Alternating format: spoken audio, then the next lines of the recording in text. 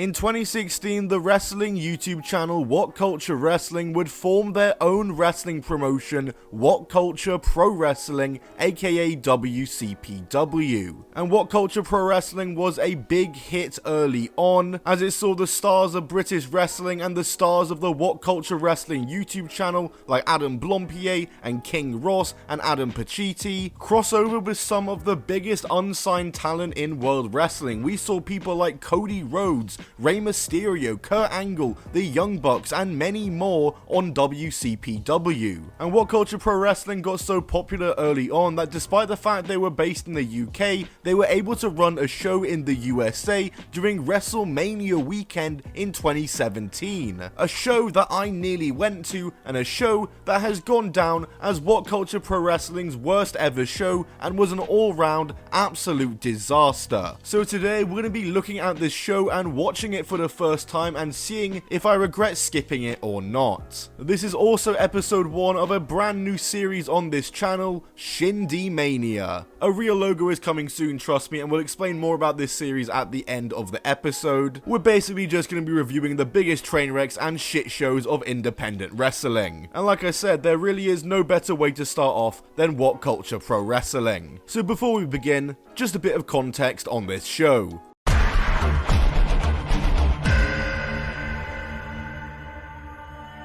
So WhatCulture Wrestling started posting properly on YouTube in 2015, with list videos, discussions, and a whole bunch of wrestling videos and content based on the content from their website, whatculture.com. And with this saw the introduction of many personalities to the world of wrestling YouTube: Adam Blampied, Adam Pacitti, King Ross, Jack the Jobber, Sam Driver, Simon Miller, Susie Kennedy, Kenny McIntosh, just to name a few. And these were the main personalities on the channel who'd be in all of the content, doing predictions, reviewing the shows, going to the shows, and even making their own shows, as WCPW was announced and formed in April of 2016 by WhatCulture Wrestling, as they were forming their own wrestling promotion in a very ambitious move. They'd get taping shows immediately with free show WCPW Loaded airing on YouTube every week, and they would do an iPay-per-view model running big shows on pay-per-view, with so many big names coming into WCPW: Kurt Angle, Rey Mysterio, Drew McIntyre, Cody Rhodes, the Young Bucks, Broken Matt Hardy, Ricochet, Will Ospreay, even commentators like Jim Cornette and Jim Ross were being brought into WCPW. WhatCulture Pro Wrestling went off to a hot start with the amount of star power and talent they were bringing in. It was getting them lots of views on YouTube, and WCPW during this time were potentially one of the top indie promotions out there. I mean, to be fair, there's not many indie promotions that within a year of operation are running WrestleMania weekend shows despite the fact they're based in the UK. And that's exactly what WCPW were doing. Due to their momentum, they were able to announce WCPW State of Emergency 2017 to take place on April 1st, 2017 for WrestleMania weekend that year. WhatCulture Wrestling were coming to Orlando, Florida. And the funniest part about all of this is that I was also in Orlando, Florida at this time for WrestleMania weekend. I went to WrestleMania and a few of the WWE shows around the week, and as a kid I kind of regretted not going to this WCPW show because I was such a big WhatCulture fan. I remember driving past all the WhatCulture guys on the day I landed and started marking out from my car, not even joking. And after 8 years, oh my god, it's been that long, after 8 years I'm finally going to watch this show back and see if I regret not going or not, because this show is widely considered to be the worst WCPW show of all time. I mean, no shit, that's kind of why it's on ShindieMania right now. It wouldn't be reviewed for this show if it was any good, let's be real here. So yeah, let's jump into WCPW State of Emergency 2017, taking place from the Orlando Sports Center, and hey look, there's even a dark match on the show. Really? Really? I don't care if it was 8 years ago, I don't care if they needed a ring from him, this guy should not be on the show. Thank God at the very least it was a dark match and they didn't actually put him on the main card. That would have just been a horrible decision. Anyway, that aside, let's go ahead and jump into WCPW State of Emergency. I'm going to review the show in post, but also you will see me cut to my reactions of me watching the show and my reaction to certain moments from the show, as I filmed a reaction to me watching this show for the first time as I was making notes on it for this video to add to it. So yeah, I've given enough context now, let's jump straight into it.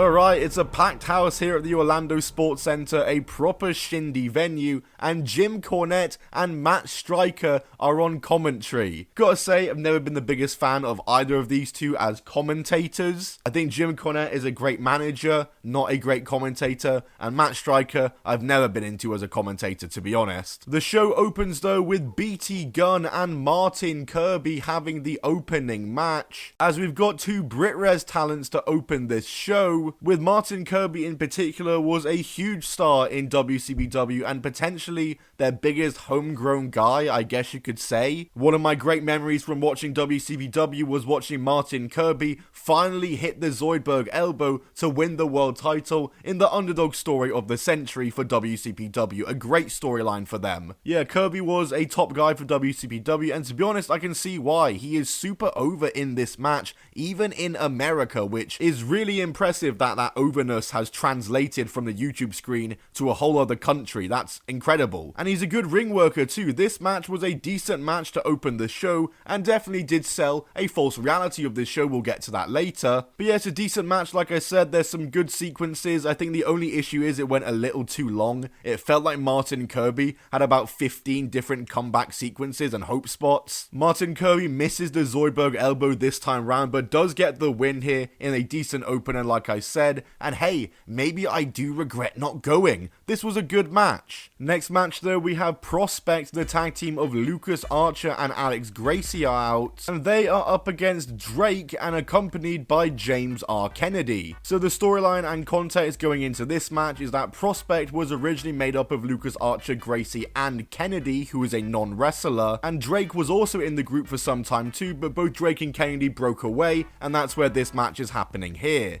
Before the match does begin though, Adam Blampied is out on the mic, the former WhatCulture Wrestling presenter and former partsFUNKNOWN presenter too now, as he is interrupted by James R. Kennedy and Drake and gets an Orgy Butler chant going. Interesting. Anyway, Prospect then do come out and the match does actually begin. Trust me though, that is not the only YouTube wrestling crossover we're seeing on this show tonight. And yeah man, a horrible tag match. I didn't understand the storyline when I was watching it, so it didn't hit for me, and this went on for way too long. Jim Cornette even gets involved at one point, hitting James R. Kennedy with a tennis racket, but somehow that's not the finish. And the match goes on for way too long after this, and even Jim Cornette on commentary doesn't understand why the match is still going on. Lo and behold, though, Prospect do get the victory as Gracie pins Kennedy in a match that went far too long and was just a real dampener after a pretty good opener. This shit sucked. And if you can't think of anything worse that could possibly follow this, then think again, as next up is Primate versus Joey Ryan. I knew I'd eventually have to watch Joey Ryan for one of these videos for ShindieMania. The fact I had to be in the first one though, kinda fucking sucks.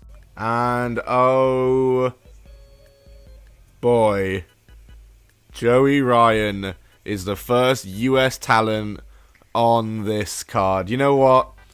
I figured I'm going to have to deal with having to see these dodgy guys, dodgy indie guys of the past on these shows for this series. It's something I have to deal with, but man, of course Joey Ryan is the first one I see. Fucking Joey Ryan. Get this guy off my screen.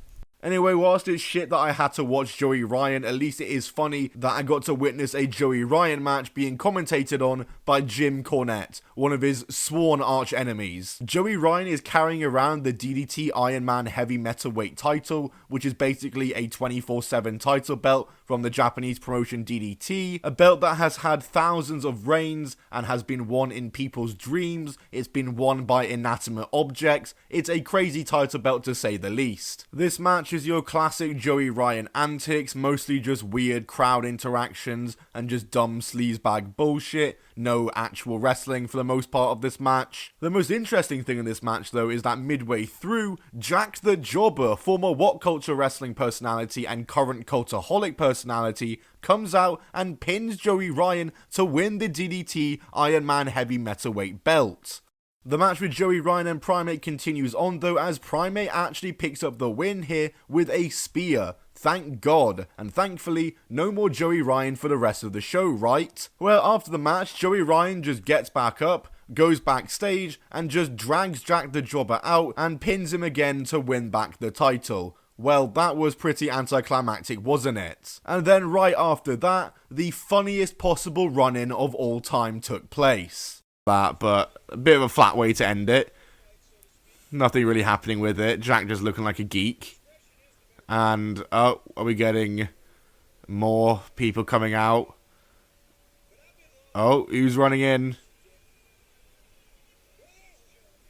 It's Joe Hendry. Oh my word, it's Joe Hendry. Are you serious?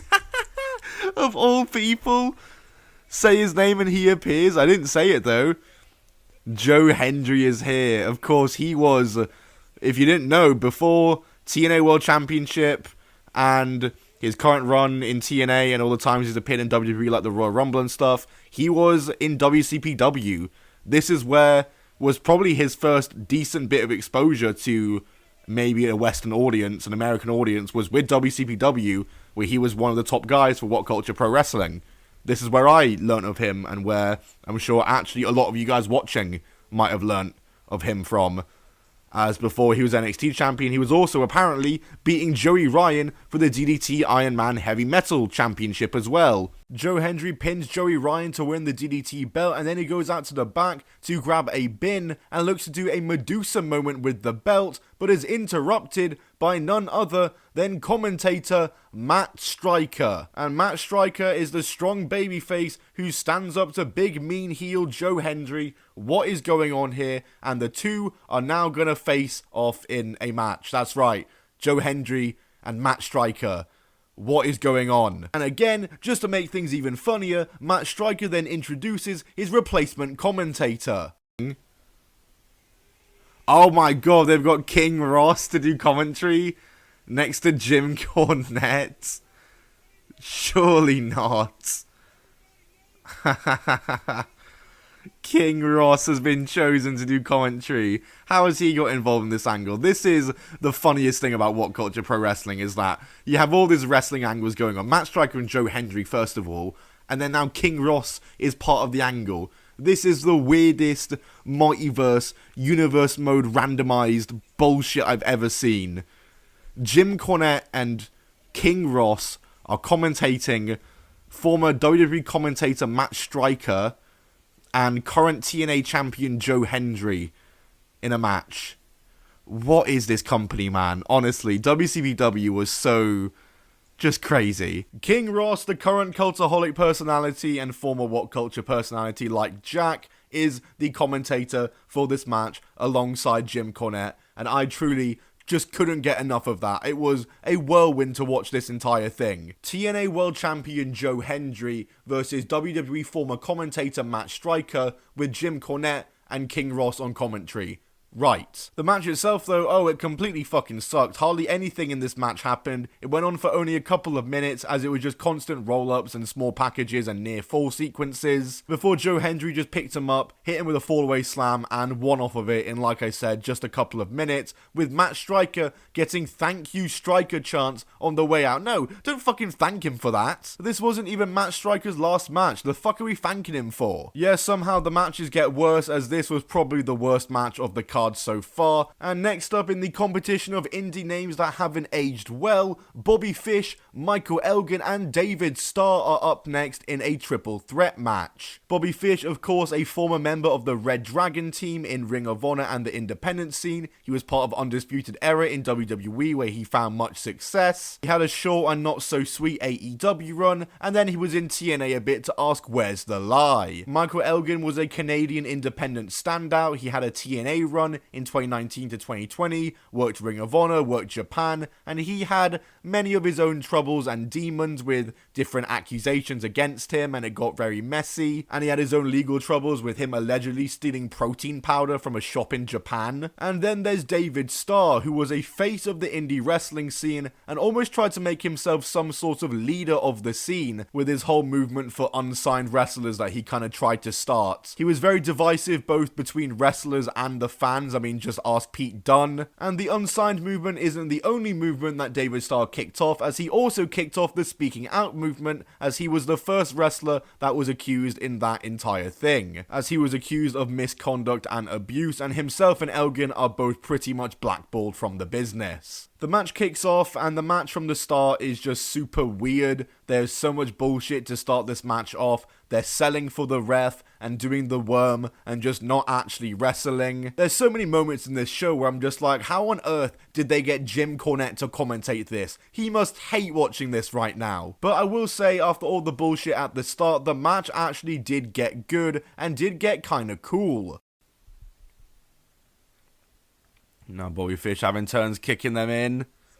Okay. This is the most indie thing of all time, but at least they're actually working. Here we go, another exploder. Oh, into David Starr. Nice one from Bobby Fish. Into another German. Listen, this match is stepping up now. I've been liking these last few minutes of this match. My word, was it horrible at the start. But here we go, triple German suplex. Surely not. Oh my word, the bump that Bobby Fish just took. Go into the same spot as before, but this time Elgin with the catch and throws him into Bobby Fish. Okay, and straight back into it. Big set out powerbomb. Okay, and a kick to the head to break it up. Okay. So yeah, Bobby Fish comes out on top in a match that was actually pretty damn good. The next match though is El Ligero up against Ricochet. El Ligero was another Brit Res name. He was a fake British luchador. He did some stuff with NXT UK and was a regular in WCPW, and I believe also had a title reign there as their internet champion, I think it was. And he was another wrestler who was named and accused in the speaking out movement, and he has been blacklisted from wrestling pretty much since. I've never heard of El Ligero since or seen him anywhere, and obviously that is a good thing. Obviously though, this is 2017. He's up against Ricochet here, who you probably all know of already. He had a run in WWE and NXT, current AEW wrestler. But the most shocking thing about him here is that he has hair. Can you believe it? For a lot of you, this is probably your first time seeing Ricochet with bloody hair. The match itself though, I don't really remember much that happened during the match, and whilst it was on, I was actually pretty bored. There was more bullshit at the start of the match with their ring attires. I don't know why they're always doing weird stuff at the start of matches. And the match was just okay. It was just there was nothing really new being done, nothing too exciting, and at this stage of the card, it was kind of in the death spot as the co-main event. And yeah, Ricochet picks up the win in an match. Anyway, it's on to the main event finally, as the WCPW Championship is on the line. Champion Drew Galloway is defending against Rampage Brown. Drew Galloway is of course Drew McIntyre, who I don't even need to give an introduction to, a former WWE champion multi-time, and his challenger Rampage Brown is one of the top heavyweights from the Brit Res scene. I mainly remember him from TNA British Boot Camp. If you ever watched that show, that was Heritage on Challenge TV. And this main event was a good main event. Maybe my favourite match of the night. I thought this match really delivered in the main event. Drew especially was super on it here. Looked super athletic and nimble and agile in this match. Cat-like reflexes. Into a big spine buster. I love that spine buster variation. Oh, it's a near fall. That's beautiful, that. On the top rope now. Drew looks like he's positioned for the double stomp. They've got Rampage holding down his leg, so it does make sense. I do like that. Drew touching the... Oh, wow. Reverse by Drew. Throws him over into a headstand now. Okay. That is just sick from Drew McIntyre. That is hilarious. Stands himself back up. Gymnast right there. That was fantastic. Spot of the show. Oh, whoa. Into the Future Shock? Yes. Wow, that was some reversal from Drew. And the finish too. That is how you finish a match.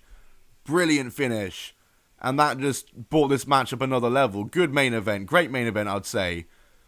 Well into these two. That was a great finish. Drew McIntyre was moving around like a gymnast that match, like I said.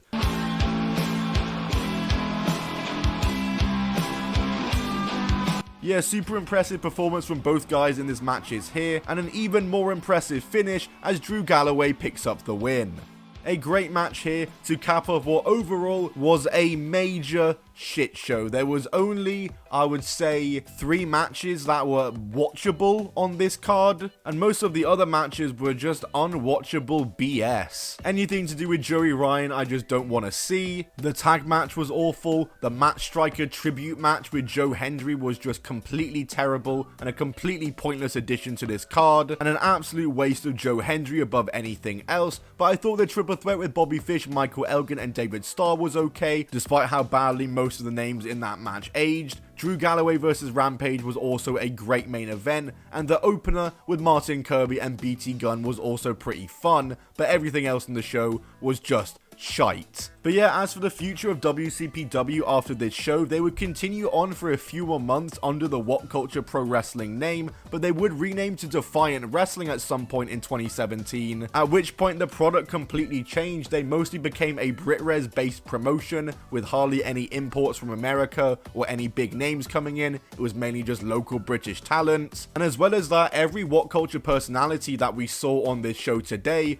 all left, went to Cultaholic or partsFUNKNOWN, and yeah, combine those two things together and the popularity of Defiant Wrestling definitely dwindled over the years until it eventually shut down in 2019. It was a shame to see it go, as during the WCPW years the product was awesome, but they definitely blew their load too early with too many big talents and big stars early on, that when Defiant Wrestling was formed they were just never going to be able to keep up with that. It wasn't sustainable in the slightest. Combine that with doing a free YouTube show, and they were probably spending a lot of money on these shows. Regardless, I'm grateful that WCPW existed, maybe not grateful that this show exists, but also grateful that I did indeed not go to it, as I do indeed not regret the fact that I did not go to it. But yeah, I think that's about everything I have to say for the first episode of ShindieMania in regards to the show itself. Before I end off the video though, let me give you guys some more info on this new series, ShindieMania. So the reason why it's called ShindieMania is because Shindy means shit indie, so I'm talking about all the shit indie wrestling shows. And yeah, I'm planning right now just to do the 1 episode a month, looking at the most notable indie shows that were shit, not just any old show that was bad. I want a show that was bad for interesting reasons and interesting circumstances. I want a good story I can tell beyond just the show. And speaking of the show we watched today, WhatCulture Pro Wrestling State of Emergency 2017, obviously you saw me reacting to the show. I'm going to be doing that with every episode of this show, and also if you hit the join button and become a member, you can see my full reaction to WCPW State of Emergency. Once again, we'll be doing this with every single episode. Every single episode will have my bonus reactions as a members only video. So yeah, hit the join button to access that. Thank you to anyone who does in advance. I really do appreciate that support. And right now we're going to be doing 1 episode a month of ShindieMania as the show evolves. It will get better. There will be improvements. Don't worry. This is just the pilot season. And I hope you guys did enjoy episode 1 of ShindieMania, looking back at WhatCulture Pro Wrestling and their disastrous USA debut. If you did enjoy the video, then be sure to smash the like button for more. Comment down below any suggestions for shows you'd like me to watch. Subscribe with notifications on so you never miss a video, and I'll see you all in the next one. Goodbye and keep on rolling.